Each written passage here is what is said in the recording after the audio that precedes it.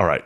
So let's talk about age and leadership in American politics. So right now we have a situation where Dianne Feinstein just passed away, I believe at age 90.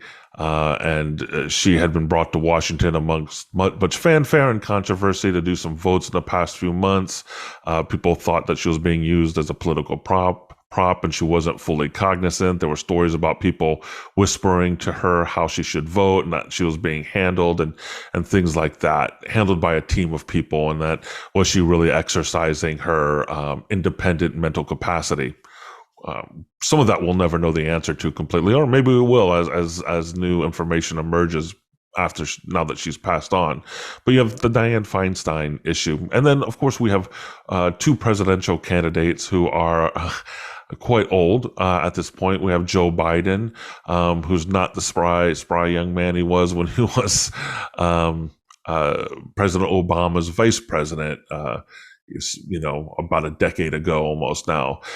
So, and you have Donald Trump, who's well into his 70s, both men vying for the presidency of the United States. And I think people on both sides of the aisle might say, yeah, both are getting a little bit, maybe a little bit too old for this position. And then, of course, we have Mitch McConnell, who has been around forever. He's almost as old as Solomon, I guess. I don't know. Maybe it's not right to associate him with Solomon, but he's been around for a long freaking time. And he's had a couple episodes where he's frozen up on the podium, and his team has had to manage that situation, which is often awkward and painful to watch and sad to watch. Because he obviously has some sort of health condition going on. We've seen it twice, where he's just stopped mid-sentence and frozen while delivering a speech. And interestingly enough, we haven't seen, as far as I can tell, any more instances where he's given any public speeches. They're probably trying to prevent him from doing that. But I think this brings up the issue of age in our politics, or the age of our politicians. And I think there is a conversation to be had that's nonpartisan about age limits or age guidance around, for our representatives. Because we do, each side will complain that you have career politicians who hang on forever and they're on the grift and they're making money and trading, using their inside knowledge to trade stock and build their fortunes. And, Feinstein died with quite a trove of treasures in her war chest. She and a number of houses and mansions. The former mayor of San Francisco, like Gavin Newsom, she had a long political career before she went into the Senate, and she obviously made some money off of that and enriched herself off of it, I would argue. But beyond just the ethics of that, there's just the ethics of hanging on when you can no longer do the job.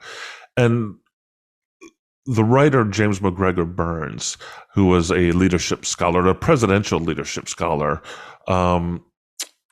he would argue that a huge dimension of leadership is around ethics, that you want to have the ethics are really the foundation of leadership.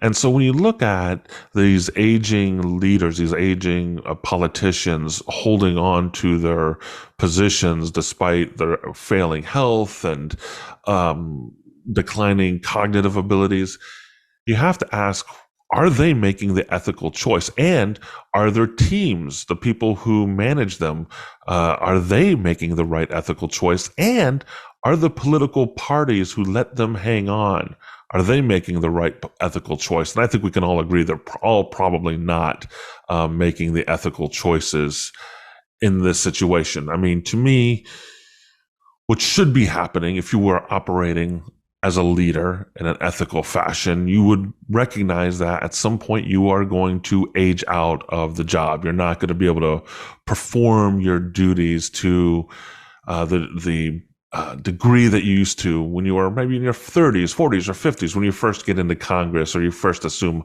a presidency. By the time you're in your 50s, your 60s, 70s, 80s, you're probably experiencing some cognitive decline. I'm only in my 40s, and I can see like I'm probably not as sharp as I was when I was in my 20s.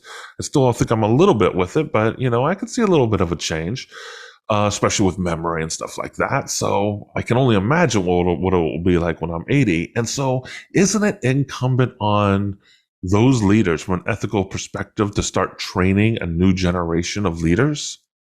Isn't to mentor them, to train them up, to give them the experiences that they need to be able to step into the leadership roles in Washington, D.C.? I would think that's part of their job, and that's something that they are clearly failing at because they don't want to pass the reins over. And is it because they haven't been mentoring? They haven't been mentoring people up. I wonder. And the other piece is, do they have a stake in the decisions that are being made? If you are in your 70s or 80s, odds are many of the decisions that you're making, many of the decisions that you are voting on, the legislation that you are voting on, it's not going to impact you. You're going to be off into that good night. No matter how much you might rage against it, you're going to be off into that good night before we see the results of that legislation that you have passed, good or bad. So is it fair for people to be hanging on and making decisions that are going to impact the next generation when they are not even going to be around to experience the consequences of their decisions? I think that's one thing that people are very resentful about. And I think that's one of the things that Mitt Romney, to his credit, cited when he decided that he wasn't going to run for re-election. And I think Mitt Romney is definitely making the right choice. No matter what you might think of Mitt Romney's politics and his run against Obama many years ago, and the whole recording thing that took place, which was really problematic. If you remember that incident during his campaign against Obama, which we don't need to go into here. No matter what you think of him and his value system, he has made some good choices in the past few years. One of them is to be very clear about his opposition to Trump. I actually agree with him about the dress code issue in the Senate. I think he's right on that. And I think he's right on this. I think it's time for him to step aside and make room for a younger generation, which is what he said when he decided not to run again. Now, we know it's politics. Maybe that's an excuse. Maybe I'm not sure about Utah politics. So maybe he's facing an uphill battle against some new candidates who maybe lean a little bit more MAGA than Mitt Romney does. But I do respect his decision to step aside and say very clearly that, we don't want to hang on until we can't get the job done anymore and we're freezing up when we're giving speeches. He didn't use those words, but he made it very clear that that was one reason that he was stepping aside, and specifically that he was stepping aside because the decisions he was making or going to be making as a senator weren't going to affect him in the long run, and that people who are going to be around to see the consequences needed to be making those decisions. So, we're at you got to ask ourselves why people are doing this. I mean, is it systemic? Is it that there's a selfishness in wanting to hang on like this and hold on to power? Because it's clearly from an ethical point of view, politicians like Biden and Trump and Mitch McConnell and Dianne Feinstein, they're not holding on to the power for the benefit of, or the positions for the benefit of society at large. They're not. They're not doing it for you. They're not doing it for me. They're not doing it for their children. Well, maybe the financial rewards, maybe they're thinking about passing that down to their children, but they're not doing it for the country. They're doing it for the prestige. They're doing it for the power. And we've got to start holding them accountable for that. Maybe that should be an election day question. At your age, why are you running? What value are you bringing to this position at your age? Now, I don't want this to be an ageist rant on politicians. I mean, age is relative.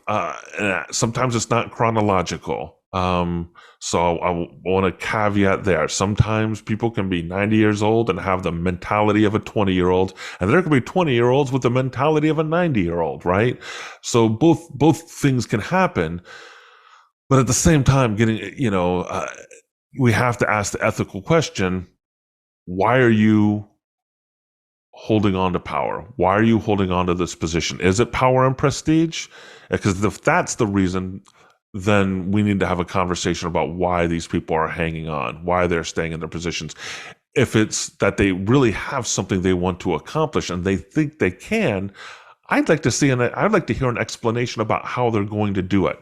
What about them that their position and their particular place and time and where they are in their life cycle and their career, what are they bringing to the table that will allow them to get done what they are promising to get done for their constituents? So, and there's no denying Biden's been arguably a good president in a lot of different ways. He's gotten a lot done and kept a lot of his promises, but not all of them. And there's definitely frustration with him and the Democratic Party as far as the handling of the economy, and I think all of that is justified.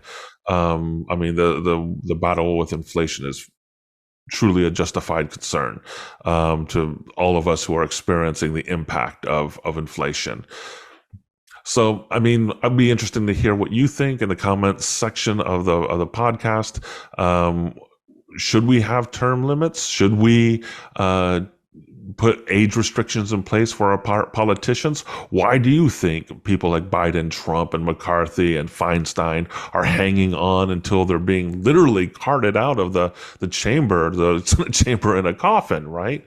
Why are they staying until, I mean, to me, and this will be my last point about this topic, to me, when I'm in my 70s, I want to go fishing. I want to go for a hike or go for a trip somewhere. I don't want to be stuck in a chamber reading complex legal jargon and dealing with legislation and stakeholders and constituents at that age. Man, I want to enjoy the last few years of my life, not play those games. So yeah, in the comments below, let us know what you think about that particular topic.